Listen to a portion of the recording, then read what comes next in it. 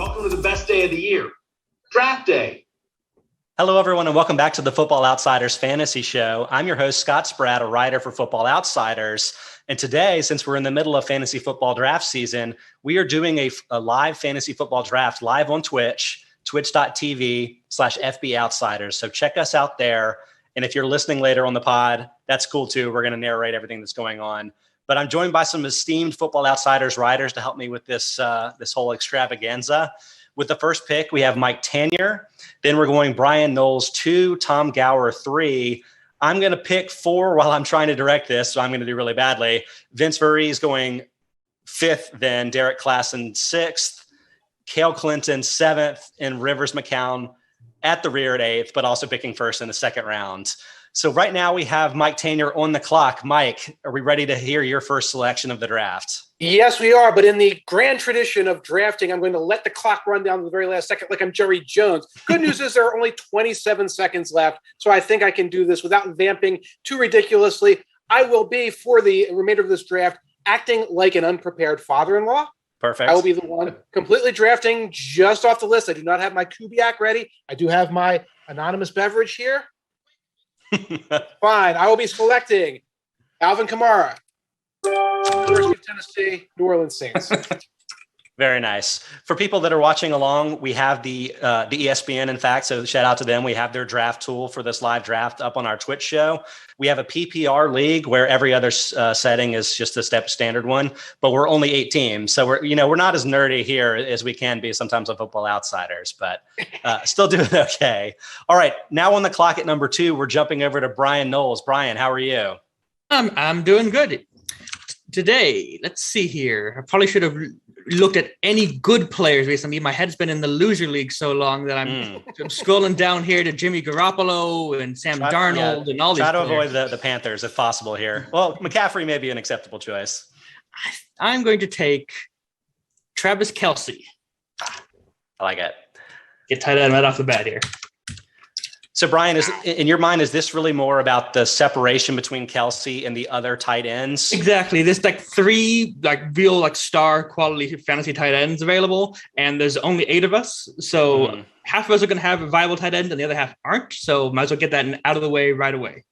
That is kind of interesting because I feel like league depth plays a really interesting role with fantasy draft strategy, where kind of counterintuitively, with only there being 8 of us, there really may be more running backs to go around than you would typically see in sort of a typical 12-team type of league.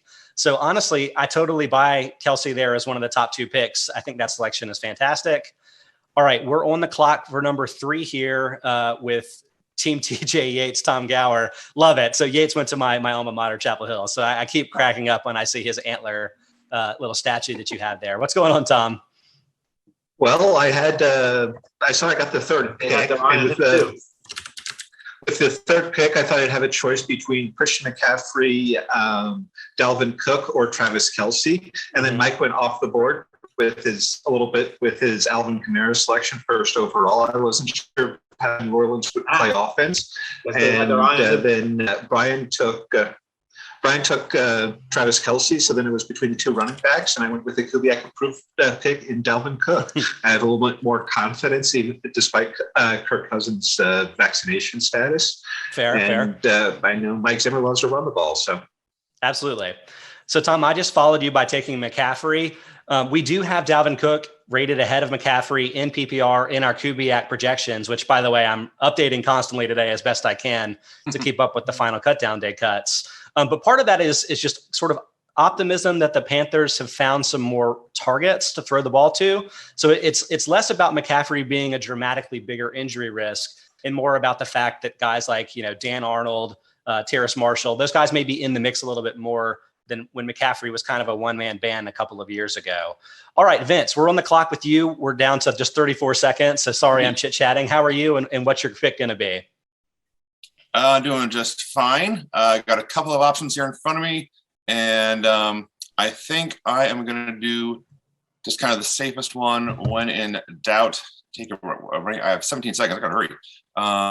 And the ESPN rankings don't match up with the rankings I have very well at all, and I'm having trouble finding people. So Oh, shoot. 7, 6, 5. This is what you expect from a real I just draft drafted Tyreek experience. Okay. You got it in on time. I like it. Vince, this wouldn't have happened if you had your Kubiak right in front of you. It's our preseason projections and rankings, very useful in draft tool that you can use. It's funny you should mention that. I do. Oh, okay. Then I couldn't find the player I wanted to find away. So there you go. Okay, fair enough. Over in the Twitch chat, and again, we're live at twitch.tv/FB Outsiders. Reynolds Diaz asked what kind of league this is. It's PPR, and otherwise it's typical scoring, just 8 teams for the ease of the presentation in Twitch and podcasting. But I think you'll find some stuff that'll help you out in all of your formats. Now over to, what are we, the 6th pick now with Derrik Klassen. Derrik, what's up? What are you looking for here with this pick? Well, I got robbed a little bit. I kind of wanted to Tyreek Hill just because I think with some of the questions with Kansas City's number 2 receiver, I think that's like just a home run pick. So I'll kind of go with another receiver that feels like a little bit of a lock. I think to me it's going to be Stephon Diggs, just because I really trust Buffalo as an organization overall, and it seems like Josh Allen is still going to. They had their eye on him too. I'm going to take him. So, Derrik, I think in a lot of leagues, we're seeing Davante Adams go first among the wide receivers. Is there something there with Green Bay that has you nervous? He had a lot more touchdowns than these other guys last year, but maybe that's something you think might be fluky. I don't think it's fluky necessarily. I think just the vibes overall in Green Bay are kind of unsettling, which is not very concrete analysis at all. It just feels like there's a little bit more room for something to go wrong with that team, as opposed to, I think Buffalo, it just feels like everything they do is so sound. And it feels like they've really had a connection with Allen and Diggs. So I feel like that's slightly a little bit safer to me. Okay, I like it. All right, now over with the 7th pick, we have Cale Clinton. Cale, what's going on? I bet you have some running back options here you didn't expect to have with the 6th pick. Yeah, there's definitely some people that have fallen to me, and I think I'm going to avoid all of them. Okay. And I'm going to end up going with Austin Eckler.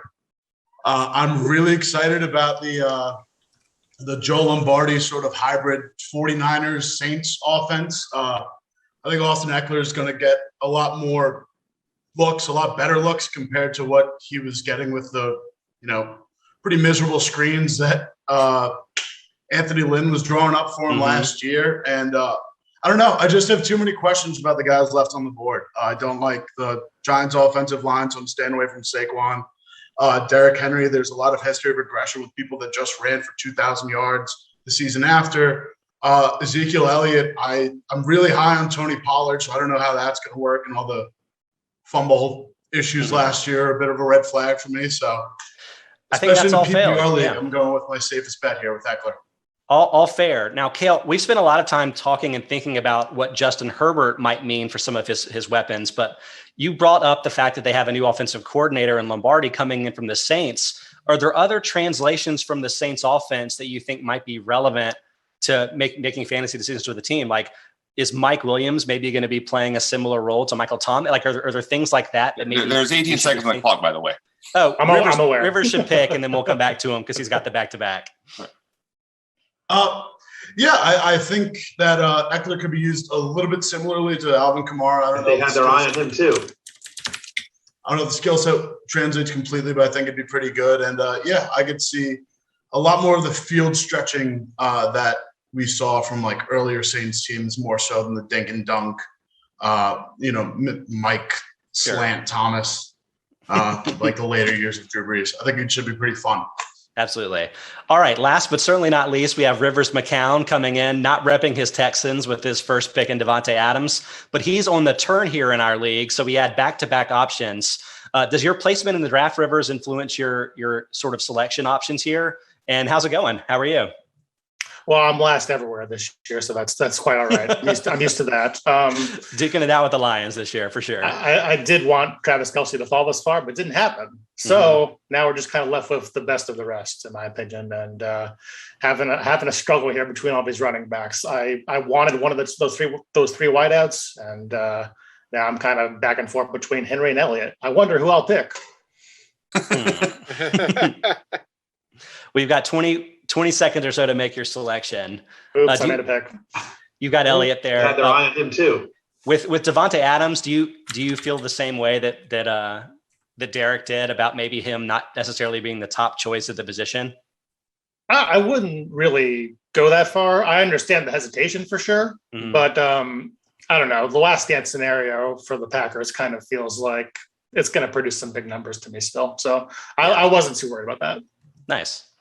Well, great to have you on board. We're going to kind of just bounce back and forth between people, and I'm going to try to narrate as best I can.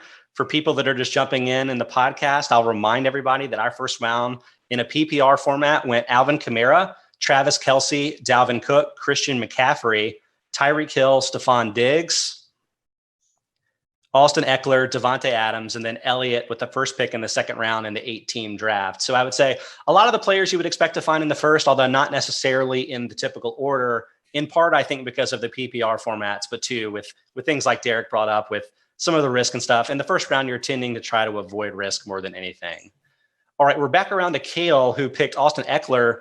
Maybe in some minds a riskier pick, one that probably is going to have a lower volume than some of the other running backs in this territory, like, the Jonathan Taylor and Derrick Henrys of the world, if they can stay healthy. I don't know if that's going to influence your next selection, Cale. What are you looking at here? I'm now actually looking. You just mentioned him, Jonathan Taylor, Indianapolis Colts. On Football Outsiders, our Kubiak rankings, Jonathan Taylor's right next to Derrick Henry, who I was also all eyeballing a little bit.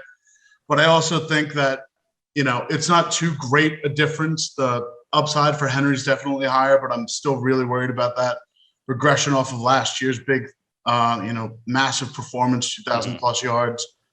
And I think that Jonathan Taylor is only going to get better as the season goes on, as they start to, regain some of these injured linemen that have gone down, especially with Ereck Flowers rejoining the team once his injuries are all healed up. Is it Flowers or Fisher? I always get those two confused. Ereck Fisher. Yeah. Not Ereck Flowers. They did lose Sam Tevy for the year at left tackle. I'm kind of getting nervous about an accumulation of injuries with that team. And I'm wondering if, like, the quarterback Wentz misses time, if that's going to play a role. But I definitely think that Taylor makes sense as a pick. It's like the volume is something that you can definitely trust there. Following you, we had Nick Chubb go to Derrik. I think that's a bit of a surprise for people maybe looking for either Saquon Barkley or Derrick Henry here. Something that a lot of people may not know that play fantasy is that our own Aaron Schatz is the originator of the Curse of 370 research. Is that kind of part of the mental process here, Derrik? Were you worried that Henry might be in for an injury given the volume of work he's had the last 2 years? Actually, no. I feel like he's kind of like Planet Theory, where he's just like such a rare person and talent that's not really what I'm worried about. I think the offensive line is just a little bit of a concern to me. And I think if that wide receiver core gets literally any injury, they're going to have such poor depth to me that like the entire offense could kind of crumble. And that's kind of my worry. With Barkley, it's more just like the offensive line. He's coming off of injury, blah, blah, blah. With Chubb, it's more that I just trust the offense as a whole. And with, second year Stefanski, I think they just have such a good unit together that I think they should be able to get him rolling pretty well. I like it. All right. We got Vince down to the last 10 seconds. They're eyeing him too. I'm going to have to go ahead and pick before I talk to Vince. Otherwise, I'm going to screw this up. So I'm just going to kind of jump in here and grab Calvin Ridley. But let's jump back and hear Vince's thoughts on picking Derrick Henry. Like, with what I said about the Curse of 370, do you think Derrick Henry is maybe immune to that given his size, or just kind of what's the thoughts there with Henry? The biggest thoughts are the running back pool is getting thin quickly. And I didn't get one in the first round, so I better grab one now. It's down to him and Aaron Jones. That was kind of a coin flip. Even in this 8-team pool, it feels to me like there's even less solid running back prospects than usual. And running back is usually the thinnest position, which is why people draft him so early. But after you get past like McCaffrey and Dalvin Cook. Thank you, Dalvin Cook. You get past those two, and things get thin very quickly. And so, just make sure you get one early, or don't get one, or don't get one at all. Absolutely fair. All right, on the clock now. I think we are back up to Tom. Tom, what's going on? You're got 30 seconds here to make a pick. Remind us who you picked with your first pick. I took Dalvin Cook with my first pick. So okay. I'm looking. I could double up on running back, but I'm happy. But with this, I expect running backs to last a little longer in this league than they do in leagues with other people. I was hoping to get Calvin Ridley, but you sniped him right in front of me. So I went with with another Kubiak approved pick in Darren Waller. In another league, I think late in the second round is too early for Waller. I'd expect other people at tight end slip, but I know other people are drafting off Kubiak, and it was really between Waller and DeAndre Hopkins, while I expect Hopkins to continue to get plenty of volume, he really did drop off at the end of last year, and I'm not super optimistic about Kingsbury's ability to completely change what he did to make that Arizona offense much more productive this year. So I just went with the tight end. Absolutely. Makes total sense. All right, we're down to 30 seconds for a pick here for Brian, who it sounds like we maybe sniped a few of his draft options. So are you zagging a little bit here? Looks like you're picking Patrick Mahomes. Yeah, I'm thinking Mahomes. I'm regretting my first pick already because George Kittle's still sitting there on the board. I prefer Kittle at the end of round 2 to Kelsey at the beginning of round 1. But as long as I'm going in on the Chiefs, I might as well stack Kelsey and Mahomes. I mean, that's going to be leaving me happy quite a few days of the year. Now, like, how often do you like to stack big offensive options from the same team in a traditional format? Like, obviously that's something that makes a ton of sense in a DFS format or even a best ball format, but in a traditional league, is that a strategy you kind of seek out?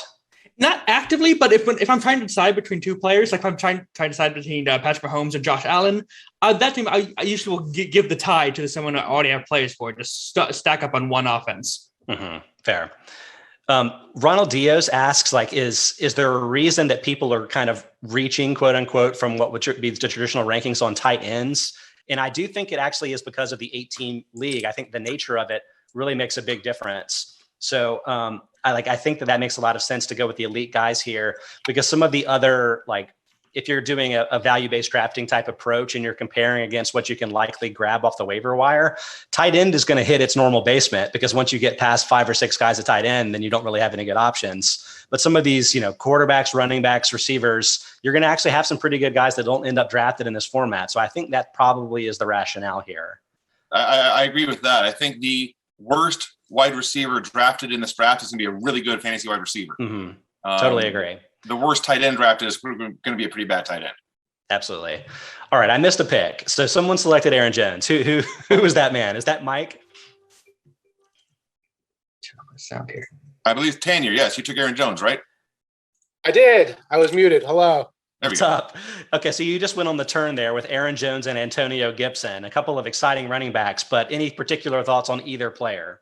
Going with a very old school 3 running back in a row stack. We have a flex.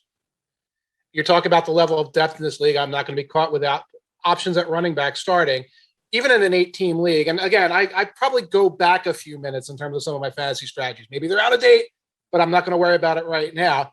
Is that I want to make sure I've got 2 solid running backs. I know I'll be able to get wide receivers in an 8-team league that can play. I'll be able to get some guys with upside later on. I want guys with starting capability. In Jones, obviously a great player and a great offense. And in Gibson, a guy who's probably going to get fed a lot of touches, both as a receiver and a running back. So, I mean, one of the big cut down news items today was that Peyton Barber got released by Washington.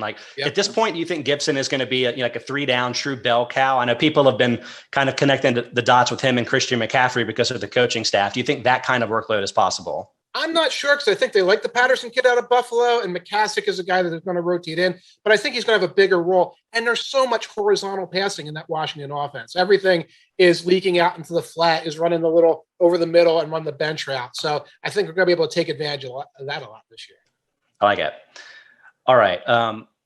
Brian, that was back to you with the Keenan Allen selection there. What are your thoughts on potential changes with the LA Chargers offense with the new coaching staff, Herbert entering his 2nd season? I like how that they're talking about doing a big no huddle up tempo thing that's going to create a lot more volume there.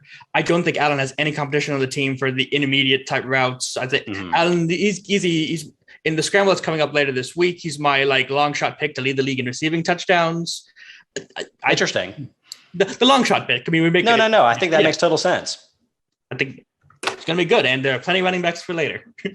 Absolutely. So, one of the popular sleepers from camp, I feel like, has been rookie Josh Palmer, who I can't remember. It was probably like a 3rd or 4th round pick, but people have really enjoyed what he's done so far in camp.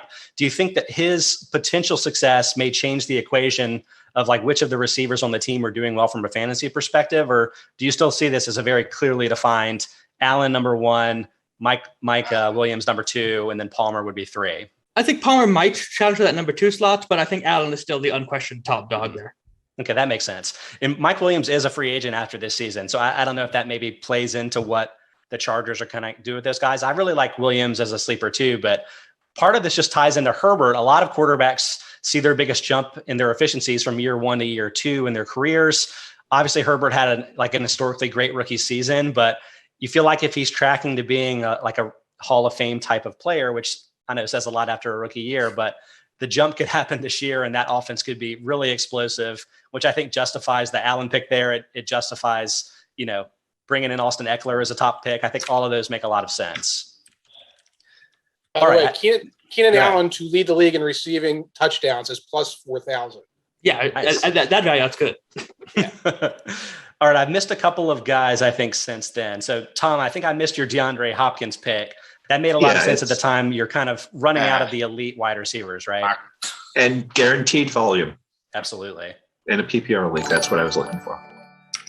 Okay, Vince, you went with Najee Harris. He's been a player that I think everybody but me has been really obsessed with. The pushback that I've been making with Harris is that the Steelers' offensive line, it was number 32 in adjusted line yards, or our run blocking metric last year, and has turned over starters pretty much every which way. So is Harris more a volume play? You think that maybe he's going to get so much work that it doesn't really matter? Or am I kind of overstating how much of an issue that's going to be? Harris is basically an auto pick because you picked Saquon Barkley. I was going to pick him and I panicked. I like it. To be brutally honest about the whole thing, the top running back on the board was Joe Mixon. I thought taking Joe Mixon right after taking Tyreek Hill would be a little, so I went somewhere else. Harris is who we ended up with. I like it. Well, do you have any broader thoughts about the Steelers' offense this year? I know many people beyond even the blocking have concerns about Ben Roethlisberger as he's aging. Yeah, I mean, all those are valid. And the answer is yes. Like I say, it's kind of a panic pick. But he's the top guy. I'm not thrilled with it, honestly, because I thought I was going to get Barkley. He's the top guy. He'll be their workhorse. There's concerns about the Steelers' offense, but I think their floor is higher than people might realize. I don't think it's going to be 30th in the league in scoring or anything. Mm-hmm. So it is what it is. It's done now. I mean, I don't think it's a bad pick at all. I do think the volume is going to be heavy. And I think that he is a good enough receiver that even if I'm right that this offense may stay skewed toward the pass, and last year they had the highest pass first run ratio in football, I'm pretty sure. I think that could still be good for Harris's fantasy value, even if he's only carrying the ball for 3.8 or 4.0 yards per carry. It's just, it may be tough for him to really pile on the rushing yardage, but the volume could be there. And in fantasy, volume really means more than anything else, typically. Okay, Derrik, you went with George Kittle, I guess probably the last of the elite tight ends, right? Is that how you see Kittle? Yeah, that was pretty much my thought process. I was kind of down between a couple of other players, but like you said, just the positional value, he's really, I think, the best tight end left on the board by a long shot. And even if you think guys like Hawkinson or Fant are good players, I think just the situation in San Francisco is significantly better than what those other guys are going to have.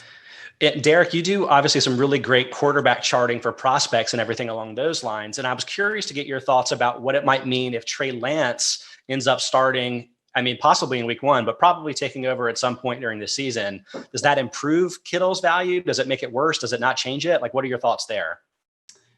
The only way I could see it maybe being worse is just they really, really lean into running the ball, and that just cuts back on overall pass attempts for everyone. But I think Lance is really comfortable throwing over the middle of the field. He's going to make those aggressive throws. So I think that's not really a problem. Like I said, it would kind of more just be a volume thing rather than his, what types of throws he's going to make.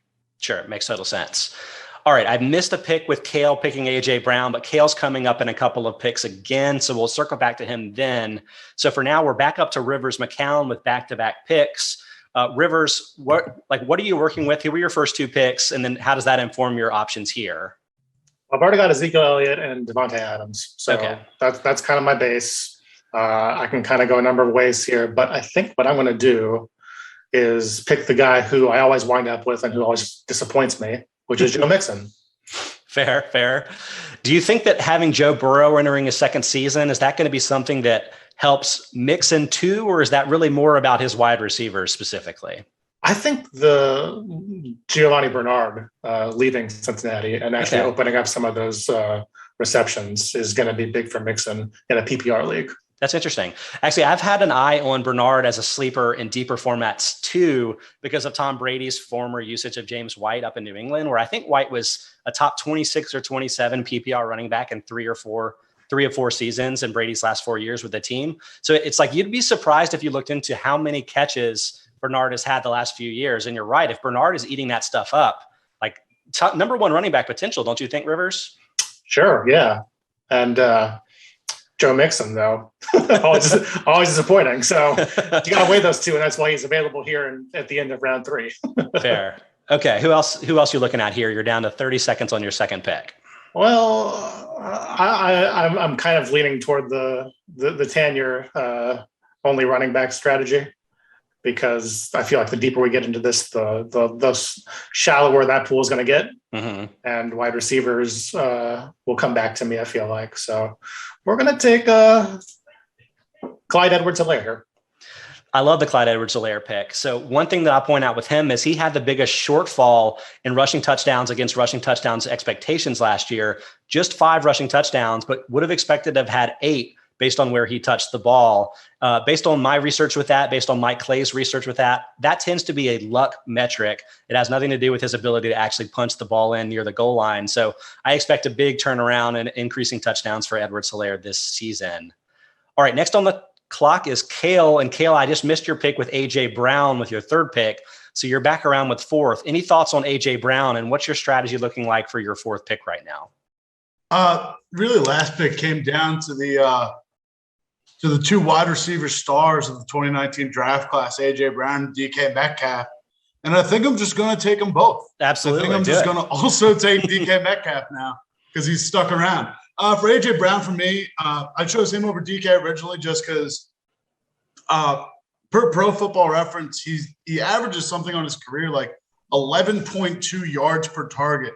So even though volume may decrease with the addition of Julio Jones, I'm not overly concerned just because he's extremely efficient at what he does, and he really knows how to cut through secondary. He's a phenomenal receiver, and DK is maybe better for like a best ball type thing where he can pop off some games and not have his best days other weeks. But I'm confident enough in him that it should be fine. It should be a nice young receiving core to shore up my fantasy team. And I like it. Former Ole Miss teammates, A.J. Brown and DK Metcalf, reuniting. Go Ole Miss. Draft Eli next. Going out of order here, but since we have Bryan Knowles on the show, and Bryan, you write our Yak Plus articles every season, and it seems like A.J. Brown is a constant player at the top of that list. Do you have any thoughts about, is that something that we should be concerned about sustainability, or is there maybe some specific skill set there with Brown that helps him achieve after the catch so well that he does? Well, 2 years ago, he basically shattered all the Yak Plus records. He would double the league. And last year, he was a more normal top of the league kind of player. So I don't think his rookie performance is not sustainable because it just was an all-time record.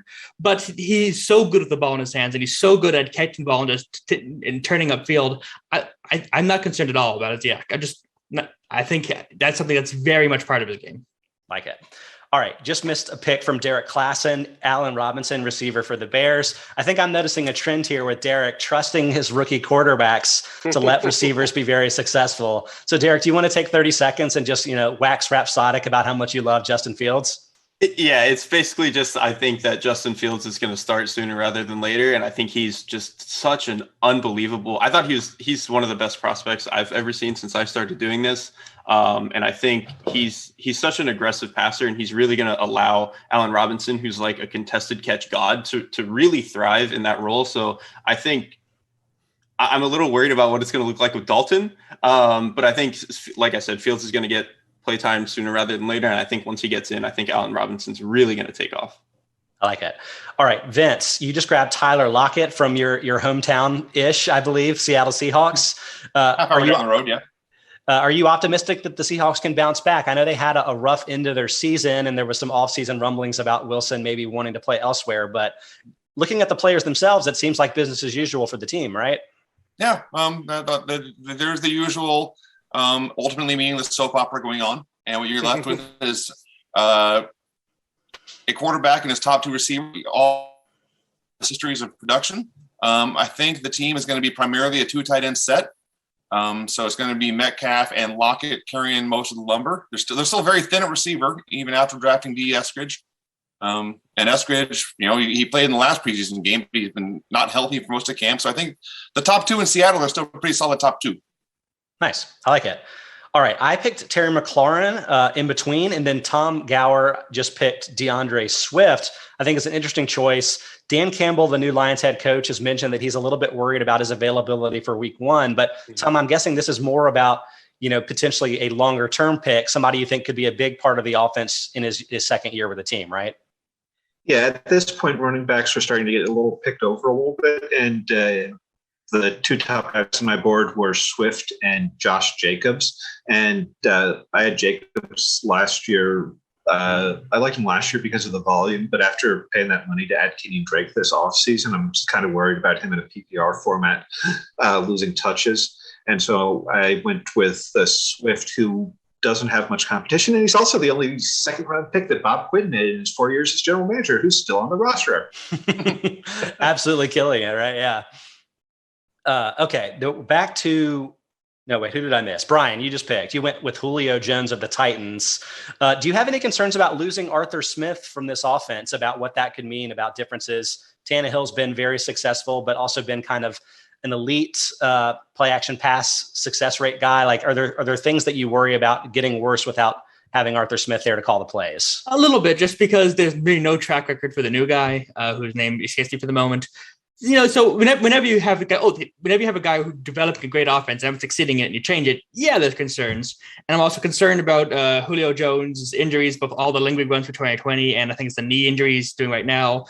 But at the end of the day, he's Julio Jones, and if he's healthy, he's going to do great. So I can get him on that here at the end of the fifth round. Do you think the offense actually might shift a little bit more toward the pass, given the fact that they have these improved receiving weapons? Well, if we think that Derrick Henry is going to struggle somewhat with the curse of 370 and all, they're going to have to pass more. Yeah, I mean they'll certainly be behind in games if Henry's not just crushing people in the first and second halves. But interesting. I mean, it's hard to bet against Julio Jones. He's really been maybe the most efficient receiver period in the game over the last 5 or 6 years. So I like the pick. We followed it up with, I think, maybe one of the earlier surprises here with Deebo Samuel. Love to get Mike's thoughts, but he also has 20 seconds to pick another player. Okay, CeeDee Lamb. Mike, you go in youth at receiver. You like some of these guys as prospects to maybe emerge as some of the better receivers in football? Youth and upside, PPR potential for Deebo. I think if he's healthy, we're going to have a lot of 6, 7, 8 catch games with a lot of short passes, shovel passes. Might get some rushing yards out of Deebo along the way. Think he's undervalued. Think he was undervalued on the board. People forget how good he was because he was hurt. And CeeDee Lamb is absolutely potential. I was rushing to check the injury. I don't think the injury is something that's going to linger right now. But again, I recognize the amount of weapons they have there. Early in camp, he looked like he was about to break out and be the star among stars in Dallas. And at wide receiver, especially early, I want the guys with the high upside. Back him up later on with some of the guys who I know are just going to go out there and get volume. I think that makes a lot of sense. With Lamb, I think he has COVID, right? I think I don't think he's actually injured with something that could linger into the regular season. So that's a plus. Yeah. With Samuel, I think people forget or maybe didn't notice how little he and Brandon Ayuk played together last season. Yeah. So there's a lot of uncertainty for me, at least, on who the number one guy is with the 49ers. Do you think that it's Samuel, or do you think that maybe there's a specific skill with Samuel that's just going to lead to a higher volume of targets? A little bit of that. I think I kind of think of Kittle as the other person who kind of siphons targets there. We didn't see a lot of Ayuk last year, but no matter how it goes, it's so much, and whether it's Lance or Garoppolo, so much is built off of those crossing routes, et cetera, where that yak receiver is going to get the opportunities. That I just feel very comfortable that, I mean, it might be a lot of 7 catch for 80 yards or whatever. If you get the touchdowns in there, if you get the games where he catches 10, 11, 12 passes, that's going to be really solid, lay a foundation at wide receiver for me. And again, if he gets hurt, again, that's everybody. If they get hurt, they get hurt. Sure. Yeah. But I'll be able to bring in guys at wide receiver later on in this draft. It's only 8 teams. So I think in the Kubiak rankings, we might have Ayuk a little bit ahead. Okay. But for me, like Samuel, he makes a lot more sense as I scramble to pick somebody. I think that Samuel makes a lot more sense specifically for the Kyle Shanahan offense and what they're going to be trying to do this season. Because basically he's a running back that catches passes and runs after the catch, right? Like they're going to be trying to run over people. And I just think it's like a really fun offense to watch. And it's something that's going to specifically make Samuel work when maybe he wouldn't fit as well in a lot of other offensive schemes, right? Just imagine the Taylor Porkroll offense I put together with Antonio Gibson and Kamara and Jones. It's going to be shallow cross, drag route. A million short passes going to be productive because they produce yak. Yeah. All right, Brian, you snagged Josh Jacobs after that. Jacobs has been a player that I've been finding myself drafting a lot, but I guess people are afraid that bringing in Kenyon Drake is going to cut into his workload, maybe also afraid by the low yards per carry number last season. At this point, do you think Jacobs is just better than what's left, or do you think that some of those concerns are overstated? I think in a PPR league, they're probably less overstated because I think Drake is going to take away a receiving volume. But I think at the end of I didn't have a running back. By the end of the fifth round, Josh Jacobs was pretty clearly the best one up there. He gets a lot of carries inside the 5. Hasn't been very efficient with them, but he gets the opportunity. So if you can just up that efficiency just a little bit. Well, one point in his favor, I'll say, is that while his overall yards per carry number is low, he does tend to run in those power situations, like you mentioned, near the goal line, 1/3 down. What I always consider to be high difficulty carries, things that are going to lower your yards per carry number, regardless of how successful you are. So I think that he's better than his efficiencies from a traditional standpoint might suggest. So I like the pick there. I think it makes a lot of sense. I'm definitely falling behind now, but since the Jacobs pick, we've gone Justin Jefferson. I picked David Montgomery, TJ Hawkinson, and then James Robinson. The Jefferson pick, I mean, I think everybody sees star written all over him. I don't think we need to dig too deep into that. Hawkinson, I find interesting. Vince, you took him. Is he the number one receiver in the Lions offense? I mean, they released Rashad Perryman yesterday. There's a lot of no names in this offense. And then Hawkinson is kind of the one guy that has a bit of a pedigree. So what are your thoughts there and how he might stack up to other tight ends? This is probably the worst wide receiver group in the league, maybe the worst we've seen in a couple of years. Hawkinson is by far the best established target, and I needed a tight end, and he was by far the best tight end left on the board. There's a big drop-off from him next to everybody else, and still plenty of wide receivers out there. So it was really a no-brainer pick for me at that point.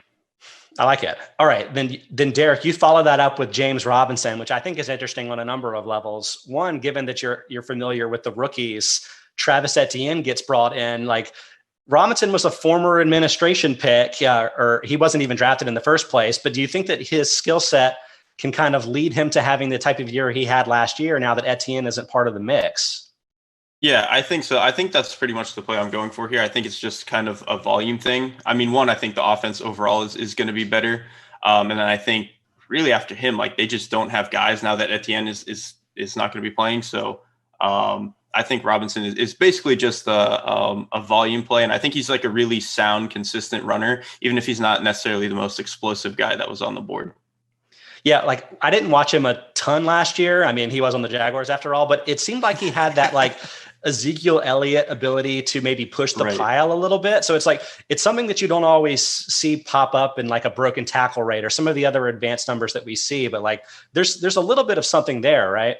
Right. And truthfully, like even just on like a real football stance, like I just kind of tend to fall for those running backs anyway. You know, it's the reason I love Najee Harris coming out of college because he kind of has some of that to him too. So I really just value those guys that are consistently getting 1 or 2 more yards on every carry than, you know, your average running back might be getting. Mm-hmm. Nice. All right. We're in the middle of Rivers back-to-back picks here. Robert Woods just went to Cale. We'll circle back to Cale in a second, but with his first of his 2 picks, Rivers took Mike Evans, which I think from an historical fantasy perspective, it seems crazy that he would drop as far as the 7th round. Granted, this again is an 18 league, so maybe it would be a 6th or 5th round in a lot of leagues. But Evans has been a guy that I've had my eye on as being maybe part of a Bucs team that has too many good receiving options for everybody to hit on their ADPs. So Rivers, either before or after you make your next pick, what are your thoughts on Evans in the greater context of what's going on with the Buccaneers? I enjoy watching Mike Evans play football. I think that's absolutely I think fair. he's going to catch a lot of touchdowns. And that's kind of how I play this game after, you know, the first 5 rounds. I tend to target upside. I tend to target touchdown catches if I can. And so you see the Mike Evans pick here at 5'8", and I'm following that up with Kyle Pitts because I like watching Kyle Pitts play, and he's fun and he catches touchdowns. I mean, Derek, I know you love Kyle Pitts, right? I love Pitts. You know, if Kittle wasn't where he was on the board, where I thought it was like good value for him, I was going to wait and end up taking Pitts. So I think this is really good.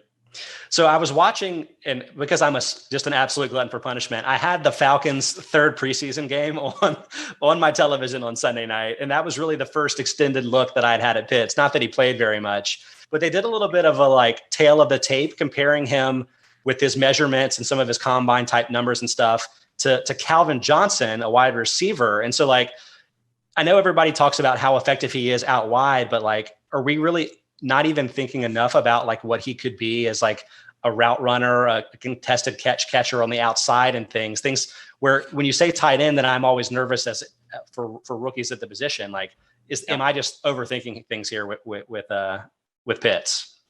I mean, to me, I think he really like can be that good because if you watch back, I think it was 2019, not 2020, but he was up against Derek Stingley, who's LSU cornerback. Dude's going to be like a top 10 pick. He's insane. And that was the one guy in 2019 that Derek Stingley just could not handle. Like Pitts, they would split him out to X, they would split him out wide, and Stingley couldn't cover him. Pitts was just that fast. And for a guy that size, is kind of it just doesn't really make sense in anyone's brain. And to be clear, I know that tight ends, rookie tight ends, have a long history of not performing well, and I get that. But also, it's the 6th round. He looks very different. Maybe he's not. Maybe he is. If he's not, then you can play the waiver wire. I mean, honestly, to the extent that Pitts is a risk, and I think he probably isn't the risk that I would suggest, given the fact that he's a tight end. But the shallower your league, and we're in an 8-team league here for this draft, the more that you want to take kind of gambles on the bigger upside plays, because what's the downside risk? You're going to be able to pick up, at least a Gerald Everett quality tight end off the wire, a Blake Jarwin, somebody that's going to be productive for you. So you really want to hit home runs with these picks more than anything else. All right, Cale, I missed you last time, but you just grabbed Gus Edwards, a player elevated by the recent news that J.K. Dobbins is going to miss this season. What are your thoughts on Gus Edwards? And do you have any concerns that there might be other players, Todd Gurley, like players like that are rumored to maybe be joining the Ravens? I don't think that's going to happen, but like, what do you think? You think Edwards is sort of safe as a top 20 to 25 guy? Yeah, I mean, I was really licking my chops and waiting for James Robinson, who got taken just the pick before me when I took Robert Woods. But yeah, I'm pretty confident in Gus Johnson's ability to capitalize and increase role. The Ravens, despite losing, not having everyone come back in their offensive line, especially Orlando Brown, I'm still pretty confident they've got one of the better lines in the NFL. They're still very run heavy, despite the fact they'll probably need to pass a little bit more to take that next step, especially with the increase in the receiving core that they've got. And in terms of actually finding a replacement for Gus Johnson, if the J.K. Dobbins injury happened a couple days earlier, maybe they could have traded for Sony Michel. But outside of that, I think Gus Johnson, just with the consistency he's had in Baltimore, is probably going to at least get the first shot at a starting job there. I'm pretty confident in the pick, and I was desperate for a running back at this point. So yeah, absolutely. The Ravens do also seem pretty confident in Tyson Williams, a second-year running back, that I think that maybe prevents the team from bringing in a bigger name free agent, that's what to me would threaten Edwards' workload. So I think that you're probably pretty safe there. There may not be a ton of like catch upside necessarily, but the overall volume I think will buoy him in the touchdown scoring as well. All right, since Cale, Cale nailed it. I think Cale just nailed it. Mm-hmm. So since Cale's picking Edwards, we've gone Josh Allen to Derek, we've gone Cooper Kupp to Vince. I took Miles Sanders, and then Darrell Henderson to Tom. That'll be interesting for Tom in a second, but let's jump back to Derek real quick with the Allen pick. I mean, I think we all feel pretty confident based on last season that Allen is going to be one of the elite quarterbacks. But like, is there anything with the fantasy strategy side of this here where like we had Patrick Mahomes go early, but quarterbacks have been dropping otherwise since then? You think that now is sort of the time to strike? Kind of. I do think there's some other quarterbacks I was thinking about like waiting and maybe taking one a few picks later. But I think since I already have Stephon Diggs, I kind of felt okay just like pairing them together. Because again, I think I really trust that coaching staff. I trust that offense to be, top 5 at least again. So And plus he has the running upside, which I think is pretty important if you're going to take a quarterback this early. Nice. Okay. So Darrell Henderson, Tom, you went with him. I guess assume that's probably either your third or fourth running back at this point, but I'm not looking at your roster. We're still projecting him as a top 20 PPR player in Kubiak right now, but I do have some concerns about the addition of Sony Michel, who the team traded for after the Cam Akers injury. Well after it, actually. So like toward the end of the preseason. Do you think that Henderson is still the primary option here? And do you have concerns about Michel? And if you do, is that somebody that you would want to try to handcuff with? I don't think very much of Sony Michel. Okay. So, I mean, it's obviously a concern. They traded for him, but it's not like they made a significant investment for him. And it's if he was a good back, if he was a serious threat to Damian Harris's carries, I think the Patriots would have kept him rather than giving him up for a late day 3 pick. I like Henderson much more as a player. I liked him coming out of it was Memphis, right? And I think I think the level of threat posed by Michel relative to Cam Akers, who was good, is much less. And at this point, he's my third running back, and I was looking for volume. I think that the devil's advocate argument with the Patriots would be that they had too many good running backs to keep all of them rostered, because it's not just that they were picking between Harris and Michel. They also drafted Ramondre Stevenson, who had a really good camp. I feel like JJ Taylor is an exciting and like more versatile player than Michel would be, somebody they may also want to keep. He probably got released while we're recording this, by the way, but as a possibility. So like, I almost feel like the Patriots were just in kind of a lack of leverage situation, but you think that Michel, the runner, isn't really enough to move the needle for you for his new team either. And he's not a pass game back in this PPR format. So true. That's absolutely the case for sure. All right. Since that Tom pick of Henderson, we went Jamar Chase to Brian, Adam Thielen, and then Aaron Rodgers, both to Mike. Let's start with Brian. Jamar Chase, obviously a top 5 wide receiver in the real NFL draft, very hyped, but didn't play last year, opting out for COVID, and has had a lot of issues with drops so far in camp. Is that something that has you concerned at all? Or is this, you just kind of targeting the high upside here? Like, what are your thoughts generally about Chase and maybe overall with the Bengals passing offense? That was mostly an upside pick. Plus, a lot of the other top receivers available share bye weeks with Keenan Allen, so I wanted to have a little bit of spread there. But, there's a reason Chase went in the top 5. He's an incredible player, and I do think that the drops are going to work themselves out. Mm-hmm. So plus he's my third wide receiver, so I'm okay with taking that bigger home run swing at that rather than someone who I'm sure is going to do good value. Yeah. Let's see. I am currently on the clock, so for high excitement purposes, we're going to grab a guy. But then maybe let's circle back to Mike for a second, who went with Adam Thielen and Aaron Rodgers back-to-back with his picks. Mike not being afraid of grabbing some of the savvy vets. I feel like from a PR perspective, Rodgers seems like the riskier pick because maybe he's going to, host Jeopardy next week. But to me, Thielen is the more interesting one, as a guy that got a ton of end zone work for the Vikings last season. Do you think that workload is going to continue? Is he going to be able to really score a lot of touchdowns with Justin Jefferson emerging as maybe one of the best receivers in football? I think so, because there's no number 3 and they're having trouble at tight end. Mm-hmm. The number 3 is this kid KJ Osborne, who's probably fine, but like not a number 3 that's like, what the Cowboys have. Yeah. And again, when Irv Smith appears, he's going to be limited at the beginning of the year, et cetera. I think Thielen will be fine. And again, having taking a higher upside, risky guys in the first set of wide receivers. Now I got somebody I know I can punch in every week who's going to get his 10 targets, 12 targets, because Kirk Cousins is going to look for Adam. Absolutely. All right. My guy, Mike Davis, just went. We're spending the next 15 minutes talking about Mike Davis, Brian. Yes. I love this guy. Always suck up to the podcast coach. That's rule number 1. He played for the Panthers last year, and I just loved him as an after the contact guy. There's nobody else in Atlanta, right, Brian? Like, why does Davis even last this long in drafts? I mean, there's no one else there. They have to run the ball occasionally. I assume that I'm going to do a Buffalo pass all the time offense down there. And, as of my second running back in the 7th round, I do a heck of a lot worse than Mike Davis. Well, I have to say, like, in this shallower type format, your idea to wait on running backs and you got Josh Jacobs first, right? Yes. And Mike Davis, I'm not sure you're giving up much relative to the other starters. Like, maybe you'll have bye week trouble like once or twice during the year, but I think it's a very viable strategy. And who did you end up with your other positions, quarterback and wide receiver, et cetera? You got Patrick Mahomes, Travis Kelce, Keenan Allen, Julio Jones, and Jamar Chase. Yeah, I mean, to me, that sounds like a weak winning type of team. Like, to me, playing to the format is something that really makes a lot of sense. And I really like what you've done here. Since the Davis pick, we went with Chris Godwin, went to Tom. Deontay Johnson is who I took. Amari Cooper next to Vince, and Chase Claypool to Derek. Derek, Claypool has been one of my favorite year two players. It's weird to me that I feel like people aren't kind of calling him out as being ahead of some of the other year two guys with lesser year one performances, like your Jerry Jeudy's and Henry Ruggs of the world. Like, to me, the fact that Claypool was so successful last year gives him a leg up. But do you see it that way, or do you think maybe there was too much luck or anything else involved and they're more even than I'm suggesting?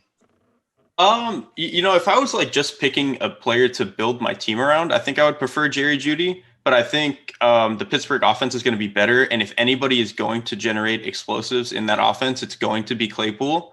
Yeah. And I think that that's something that they're really going to try to improve on this year. So I think, like I said, if anyone's going to be the guy that they really try to push those explosive targets to, it's going to be Claypool. And I think he did a really good job when the quarterback play allowed him to last season. Sure.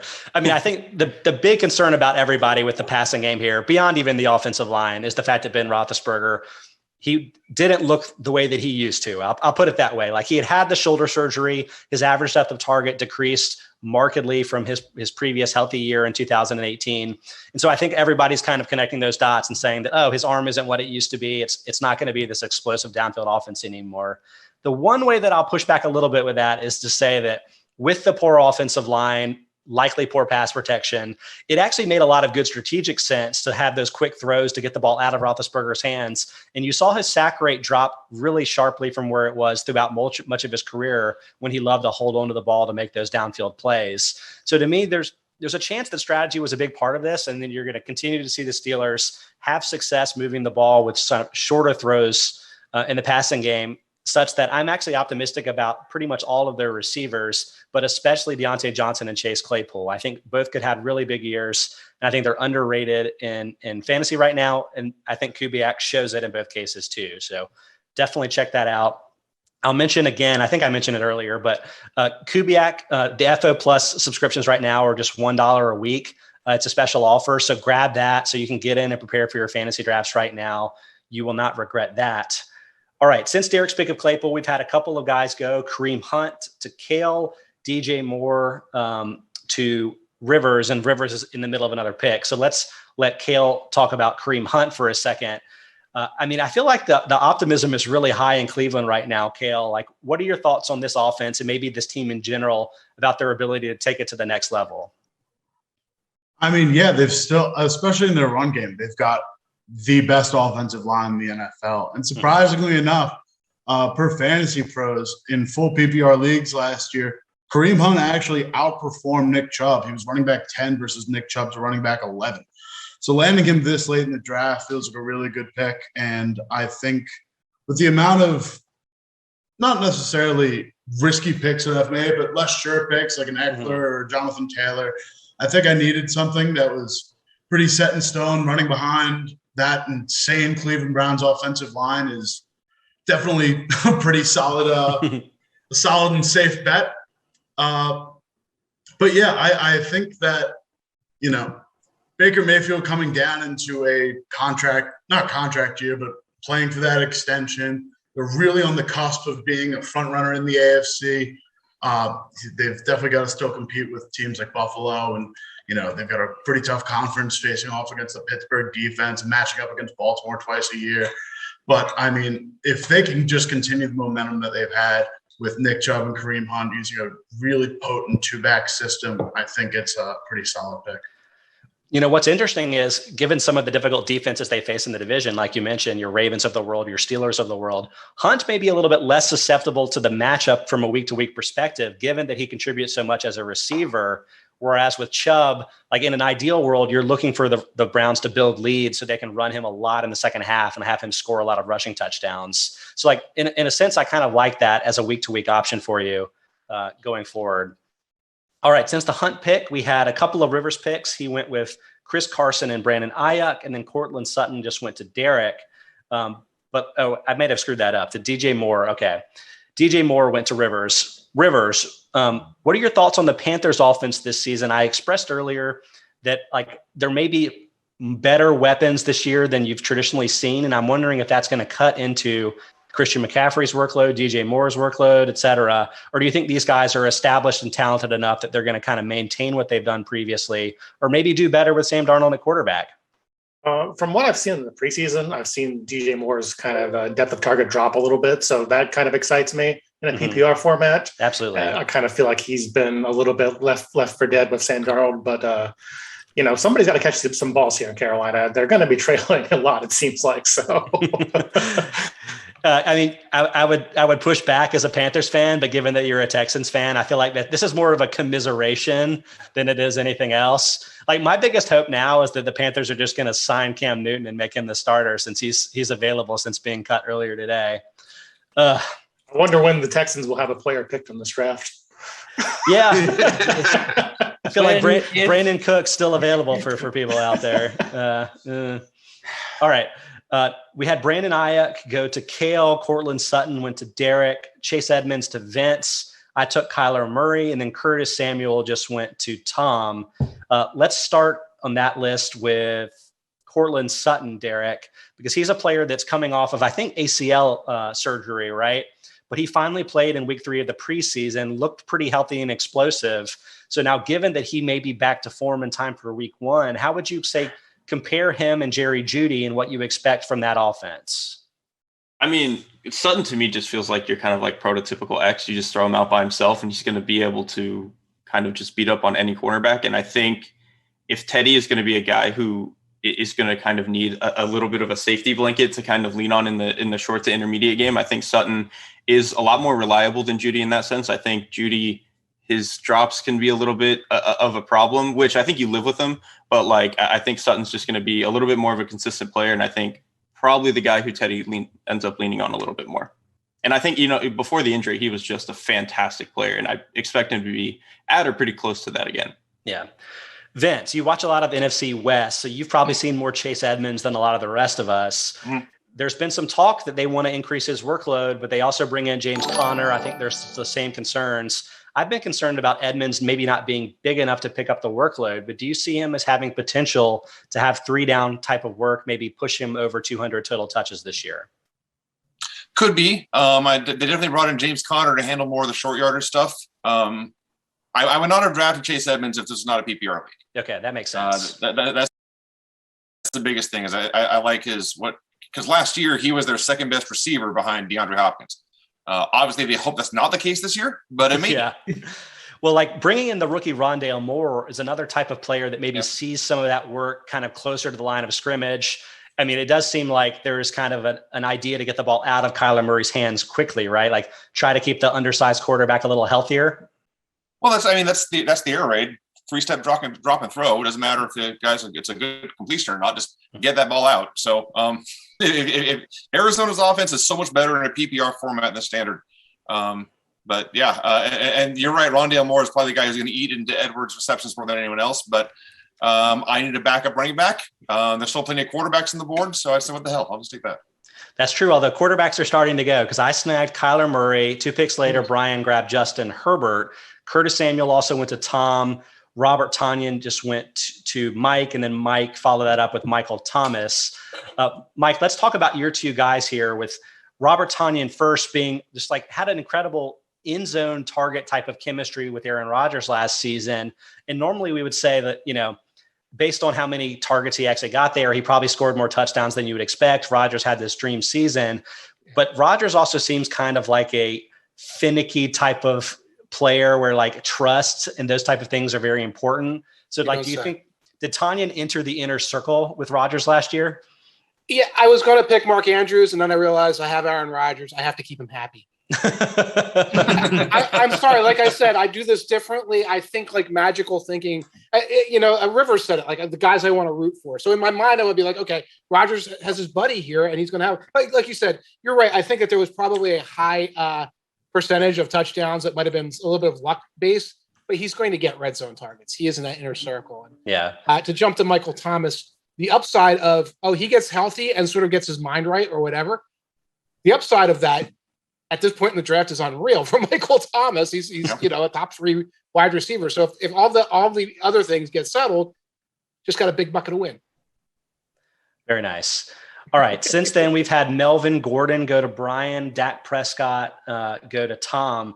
I think we're into the 9th round of 16. We're kind of at an hour. So I don't think we'll probably take this all the way to the end. So do you guys want to do some like recapping of your teams and your kind of overall thoughts from the draft?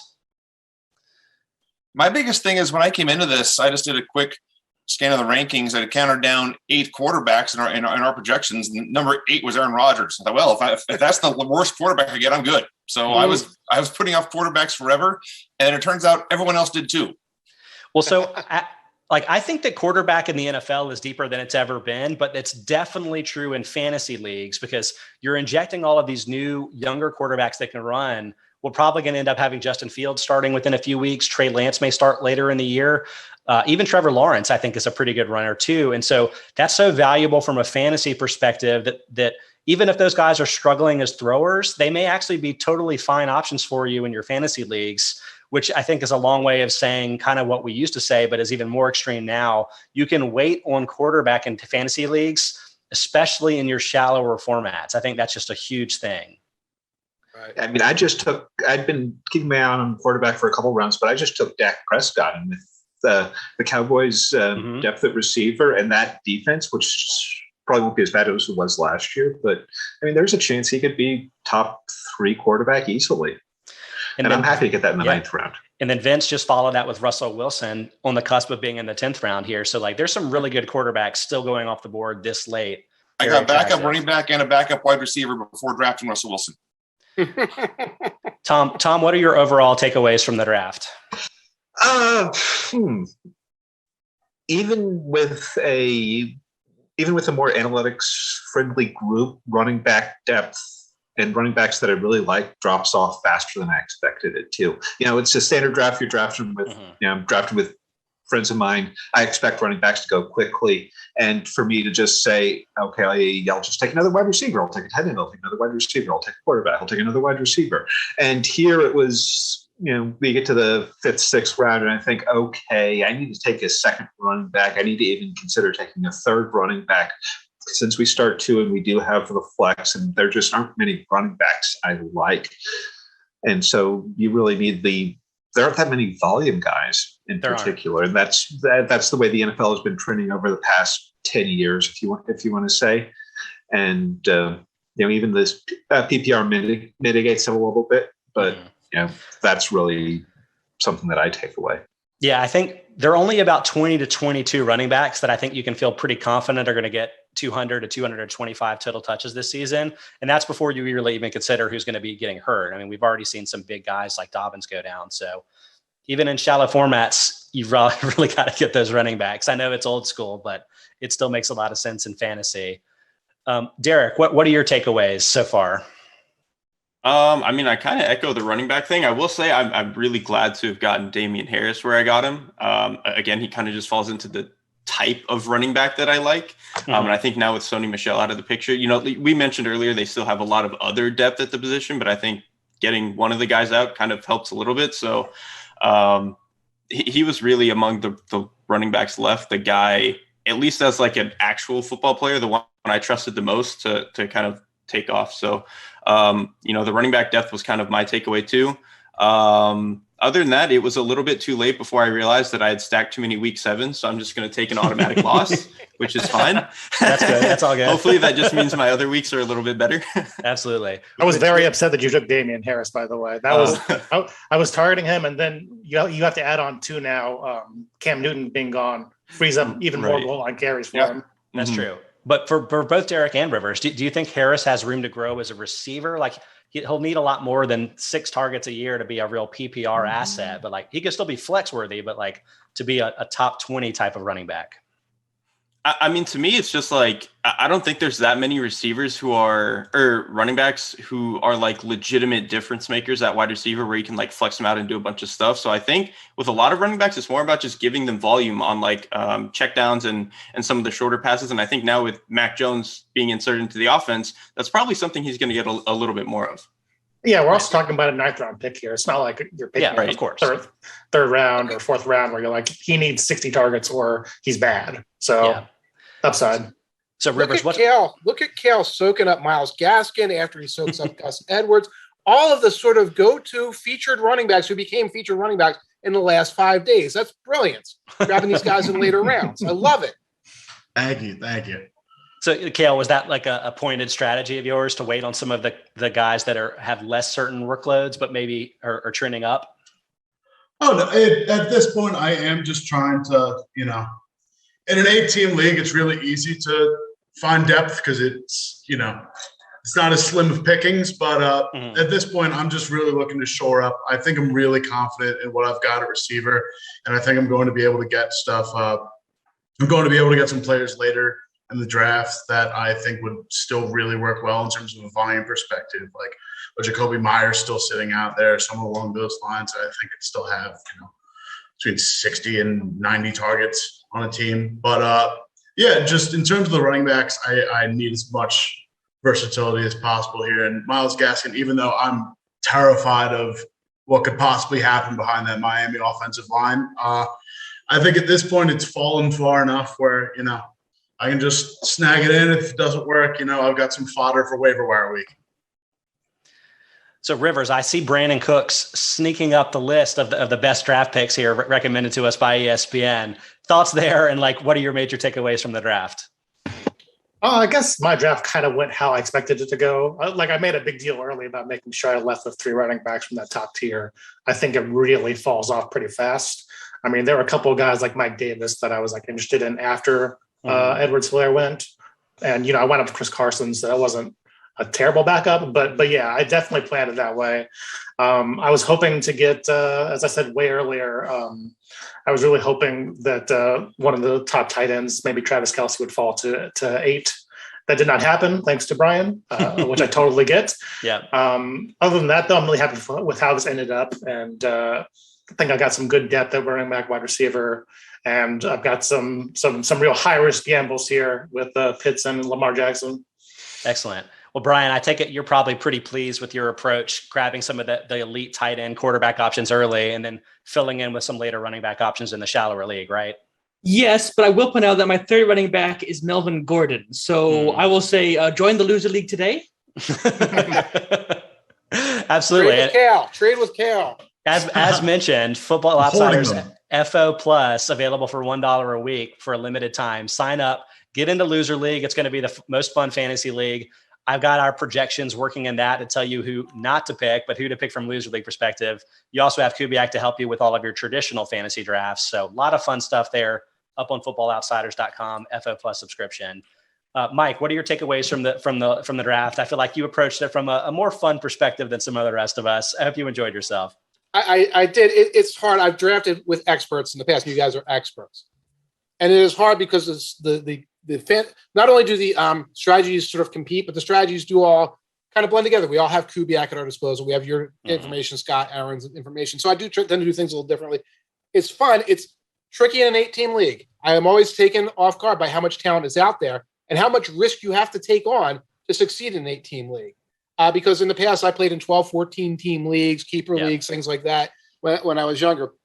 And it's more about getting guys who know who will play. And in this case, it's hard. It's hard to adjust to the mentality of getting guys who are going to play, excel, and possibly exceed expectations, which takes on a level of risk that you need to prepare for. You need to study for. Absolutely. All right. Who have I missed? I know I missed somebody. No? Perfect. All right. Well, we still have a little bit of time left, but I think we're going to go ahead and wrap up the show here. Thanks so much for following along with the live fantasy draft that we did here on twitch.tv/FB Outsiders. We're kind of coming to the end of the off season when we've had shows every Tuesday and Thursday at 1 p.m. Eastern, although Aaron and Mike, I think, do have a show this Thursday at 1 p.m. Eastern. So check that out. But next week, we're going to be starting with our in-season content. We're actually going to have more Twitch shows, more podcasts. So keep up with us. We'll give you some more info as that gets closer too. But thanks to all the writers, guys. I really appreciate having you on. Appreciated hearing your insights related to your fantasy selections. thanks so much for everybody that followed us on Twitch and everybody listening to us on the Football Outsiders Podcast Network. We'll catch you on Thursday for the FO Radio Hour. And with this season, everybody have fun with your fantasy drafts and hit us up if you have any questions on Twitter and elsewhere.